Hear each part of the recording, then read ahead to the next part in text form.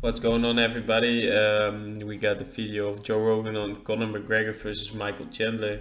I tried to upload a video about Israel Adesanya of last night, but it did get copyrighted.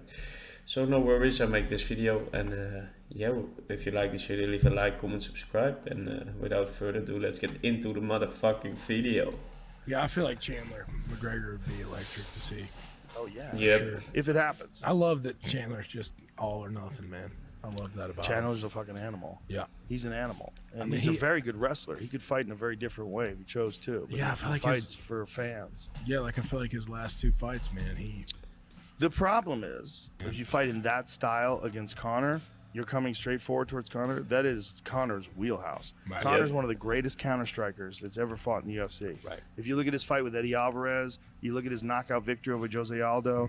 If you come at Conor and you give him a chance to time you, especially in the early rounds, he is fucking lethal. Yep. He's so good at he's so explosive and fast, and I mean, who knows? The thing is, like the USADA testing pool, I don't want to harp on this too much, but this is a giant issue for multiple reasons. Here's one. Let's just speculate. Let's speculate he got out of the USADA testing pool. This is what I would imagine if I was a pro athlete at Conor's level and I broke my leg. You need help. Yep. Okay, you're not just going to heal off that eating mangoes and fucking No. eating clean. You need some help. I would say I would want that person to take something. You'd have to consult with an expert sports medicine doctor who would tell you want peptides, you want growth hormone, you want this, you want that, you want all these things you can't take when you're in USADA. You want testosterone, you want all these things. And you look at Conor after that leg break, he got fucking jacked. ripped. Just gigantic, like 200 plus pounds. It looks like just huge fucking shoulders, and that's generally not the result of natural hormones. It's generally the result of exogenous hormone use. I don't know if that's true. This is a lot of people are speculating, not just me. And then when you look at the USADA testing pool and the fact that he's not in it, that also comes into. So now here's the thing. You're in your 30s, you're 35 or whatever Conor is, 34, and you've disrupted your hormones with exogenous hormones. Now your body has to get back to developing its own hormones. And generally speaking, when people take steroids, and I'm not saying he took steroids, but generally speaking, if someone takes steroids, say if you take steroids for 6 months, you need a year to bounce back to normal hormone levels after that. Yep. Especially if you're doing it naturally.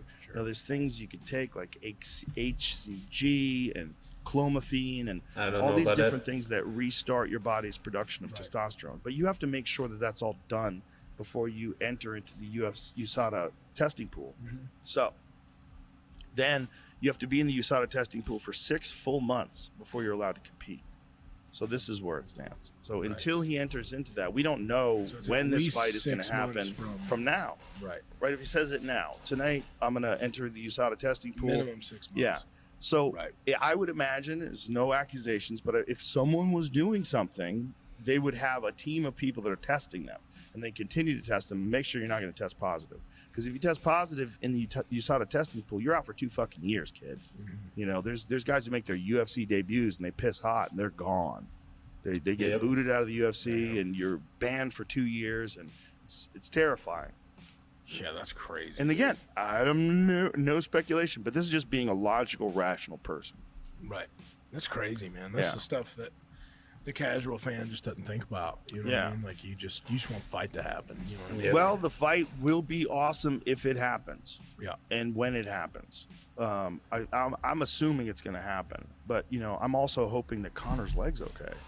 A leg break of that magnitude, like Chris Weidman, he broke his leg in a similar way.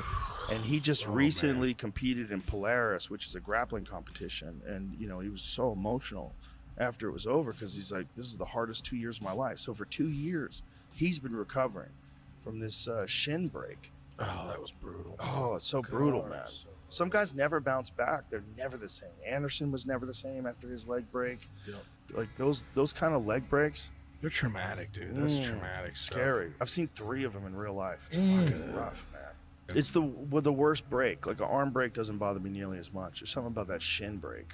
And see that foot dangling and just going the wrong way. It's not pretty. Not good. Yeah, and it's a kind of a career ender for a lot of folks. Yeah. And it doesn't seem, I mean, we don't know if it's a career ender for Conor, you know? Hope not. In retrospect, I wish he had never taken that fight with Poirier, because it seems like he had a hairline fracture already going into that fight. Right. And that's how it broke. It's like he already had a fucked up leg. Yeah. But he just didn't want to back out of the fight, which he probably should have now. Yeah, that was tough to watch too. Yeah. That was real tough to watch, you know. Because you don't want it to end that way either, right? Like you want it to be, of course. You know, I mean, and I don't think Poirier probably wants it to end that way either, right? I mean, he wants it to be his ass. right. Yeah. Yeah. I mean, this is a gigantic fight. Yeah. The rematch. You know, the rubber match between those two, that was a gigantic fight. Yeah. Yeah. Conor was wild back in the day, man. He still is. Yeah. I mean, I don't know. I mean, who knows? I mean, he might come back. He might be the first guy to come back from that leg break and be able to compete at the highest level. He might come back and Duke Chandler and, you know, or Chandler might get him. And, you know, like Chandler's a fucking dog, dude. Yeah, it's going to be a fucking hard fight, man. For sure. That fight with Justin Gaethje, like, Jesus Louises. I mean, those dudes went at it. Yeah. And he does that with everybody. He's just, like, down to go to war. Yeah. He ain't afraid of it. No. He's a fun guy to watch. Yeah, well, there's a lot of fun guys to watch. You're looking absolutely stacked. What weight are you walking around at right now? I haven't touched the scale in a long time, to be honest. I've been just eating, lifting, and enjoying myself, and that's that, you know what I mean?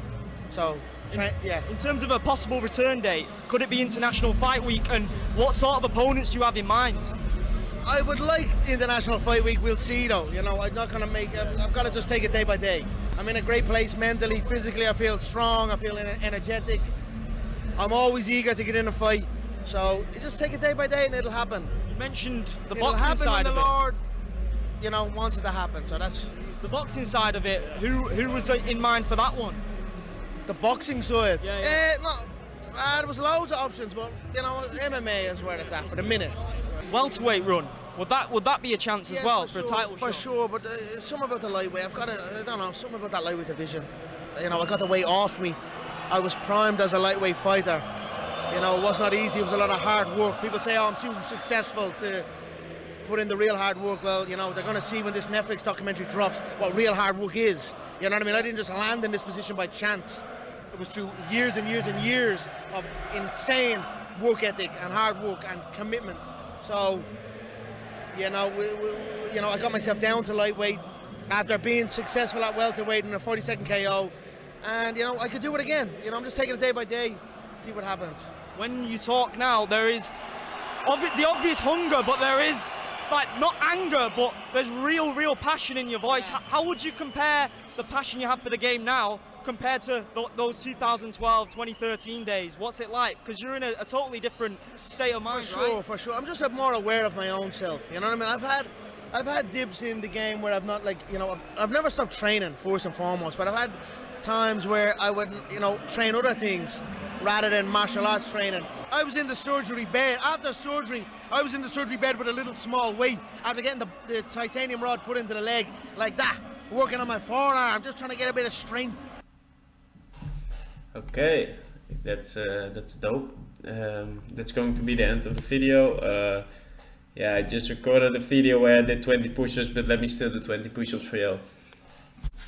1, 2, 3, 4, 5, 6, 7, 8, 9, 10, 11, 12, 13, 14, 16, 17, 18, 19, 20. So that's going to be the end of the video. If you like this video, leave a like, comment, subscribe. Every like on this video, one of my past videos, 10 push-ups for the next video. Yeah, that's about it. So thank you all for watching. Peace.